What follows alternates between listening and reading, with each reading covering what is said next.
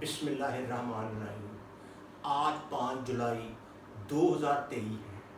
کسی بھی قوم ملک کے لیے کوئی سن تاریخیں بہت اہمیت کی حامل ہے، کیونکہ ان تاریخوں میں ان کی تاریخ لکھ دی جاتی ہے۔ جس طرح دوسری جنگ عظیم میں جاپان پر جب ہیروشیما ناگاساکی پر ایٹم بم گرایا تھا، تو وہ قوم کبھی بھی اس تاریخ کو، اس دن کو کبھی بھول نہیں سکتی، آنے والی نسلیں نہیں بھول سکتی۔ اسی طرح 9/11 کے واقعے کو بڑی اہمیت حاصل ہے۔ تو اسی طرح جس طرح پاکستان میں 14 اگست ہے، اس کے بعد میرے خیال میں سب سے زیادہ اہمیت جو ہے پاکستان کی تاریخ میں، جس نے پاکستان کا جغرافیہ بلکہ اسلامی تاریخ بدل کے رکھ دی، وہ ہے بلکہ ایک نوجوان نسل اور بہت سسٹم بدل گیا، وہ ہے 5 جولائی 1977۔ اس وقت میں اسٹوڈنٹ تھا، ہمارے نزدیک ٹھیک ہے ٹیک اوور ہو گیا، فوجی جنرل نے حکومت سنبھال لی، تو اس نے وعدہ کیا 6-7 کروڑ عوام کے سامنے کہ وہ 3 مہینے کے اندر اندر الیکشن کرا دیں گے۔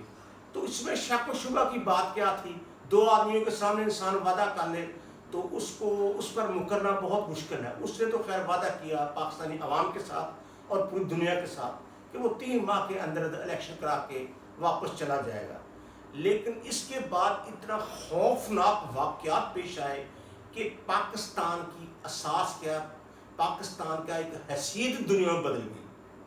تو اس کے بعد سب سے پہلے تو انہوں نے یہ کہا کہ میں بھٹو صاحب کا ایک نظریہ تھا کہ میں پاکستان کو ایک اسلامی اس قسم کا ملک بناؤں گا کہ اس کے اسلامی بینک بناؤں گا، تمام اسلامی ملکوں کا ایک بینک ہوگا، ان کی تمام روپیہ ایک جیسا ہوگا، تو کوئی ملک کسی پر حملہ نہیں کر سکتا، کوئی اسلامی ملک پر کو حملہ کرے گا تمام ملک اس کا ساتھ دیں گے۔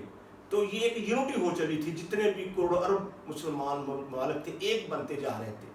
1977 میں کے بعد کے حالات نے یہ بتایا کہ تمام ممالک اس طرح بکھرے جس طرح تسبیح کے دانے بکھر گئے، اس کے بعد کوئی یونٹی کی امید نہ رہی۔ تو ہماری پاک فوج جس کی تاریخ بہادریوں، شہادتوں اور دلیری سے رقم ہے تاریخ، تو اس سلسلے میں پاکستانی جنرلوں کا کردار ہم کبھی نہیں بھول سکتے۔ جنرل ضیاء الحق اور اس کی ٹیم جو تھی نا، اس کے بعد انہوں نے افغان وار کے سلسلے میں پہلے تو بھٹو صاحب کو پھانسی چڑھایا، پھانسی چڑھانے کے بعد ان کی لاش کی بڑی بے حرمتی کی، ان کی قبر میں فاسفور ڈال دیا۔ اس کے ساتھ ہی جنرل ضیاء الحق نے ایک اپنا سلسلہ شروع کیا کہ وہ درجنوں ڈیلی لوگوں کی پھانسیوں پر دستخط کر کے انجوائے کرتے، اور اس کے ساتھ سرعام کوڑے۔ خیر یہ تو ان کا اپنا کردار تھا، لیکن جس کی وجہ سے ایک تبدیلی پوری دنیا میں آ گئی افغان وار کی جنگ کو مد نظر رکھتے ہوئے، تو اسلحے کی اتنی زیادہ درآمد کیا گیا امریکہ سے۔ پھر اس کے ساتھ ہمارے جو جنرل تھے وہ شام کو گولف کھیلنے کے بعد بیٹھ جاتے کہ کس طرح یہ اسلحے کو بیچا جائے، اور ہیرون وغیرہ جو جنرل فضل حق تھے، محمود سپرا تھا، مختلف لوگ تھے جو ہیرون اور نشاد اور اسلحے کی فروخت میں ملوث تھے۔ بعض جنرلوں کو فوبیا ہوگا کہ ہم نے رقبے خریدنے ہیں، بنانے ہیں، جس طرح جنرل سوار خان وغیرہ تھے، انہوں نے یہاں پر ساہیوال میں کمیر کے نزدیک ٹینڈر خریدے، جس طرح کسی ملک پہ قبضہ کیا ہو اور جلدی وہاں پر رقبے بنا لیے جائے، اپنے نام لگا لیے جائے، جیسے انہوں نے ہزاروں سال زندہ رہنا ہے۔ اینی ہاؤ، تو اس کے بعد جو مین خوفناک کردار تھا نا، وہ یہ تھا کہ ہیرون اور کلاشنکوف کا دور لے آئے۔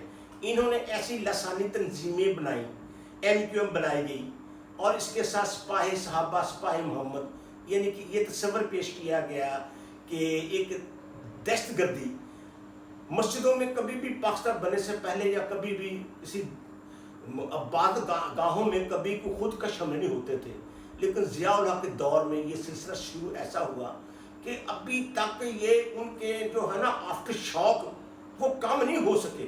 اب بھی میں سوچتا ہوں جب لوگ دہشت گردی میں مرتے ہیں یا کوئی بھی نشے میں نوجوان مرتا ہے، تو اس وقت ضیاء الحق کی روح آ جاتی ہے۔ تو اس سلسلے میں ابھی تک وہ آفٹر شاک، اور اسلامی ملکوں میں بجائے اتفاق اتحاد ہونے کے تو آپس میں جنگیں شروع ہو گئی۔ تو بات کرنے کا مقصد ہے کہ 1977 سے پہلے پاکستان ایک عام ترقی پذیر ملک تھا. امید تھی کہ یہ دنیا میں ایک اہم ملک بن جائے گا, اس کے عوام میں, غریبوں میں خوشحالی آ جائے گی. لیکن جو 77 کا کردار ادا کیا نا 88 تک, 17 اگست 88 تک ایک ایسا پودے کو آبیاری کی گئی جس کا مقصد دہشت گردی, کلاشنکوف, ہیروئن اور آپس میں ایک دوسرے کو قتل کرنے کا. حالانکہ یہ تصور نہیں کر سکتے تھے. پہلے بھی ٹھیک ہے آپس میں مذہبی بنیادوں پر بلکہ فرقہ واریت کی بنیادوں پر لڑائی جھگڑا ہو جاتا تھا. یہ نہیں ہوتا تھا کہ عبادت گاہوں پر امام بارگاہ پہ خودکش حملہ ہو جائے, مسجدوں میں لوگ خودکش دھماکے سے مر جائیں. لیکن یہ سارا سلسلہ ایک نا ضیاء الحق اور اس کے ساتھیوں نے شام تھے جو بھی تھا ان کا ٹولہ, انہوں نے باقاعدہ ایک پلاننگ کے تحت امریکہ شیر کو آگے کرنے کے لیے, امریکہ اس کے بعد ایک سپر پاور بن کے ابھرا جو کہ پوری دنیا میں چھا گیا. جو واقعات جتنے صدمے اسلامی ملکوں نے عراق کی صورت میں سہے اور دوسرے ملکوں کی صورت میں سہے, وہ سارے ایک جنرل ضیاء الحق کے کارنامے تھے. اگر غور سے دیکھا جائے کہانی بڑی لمبی بن جائے گی.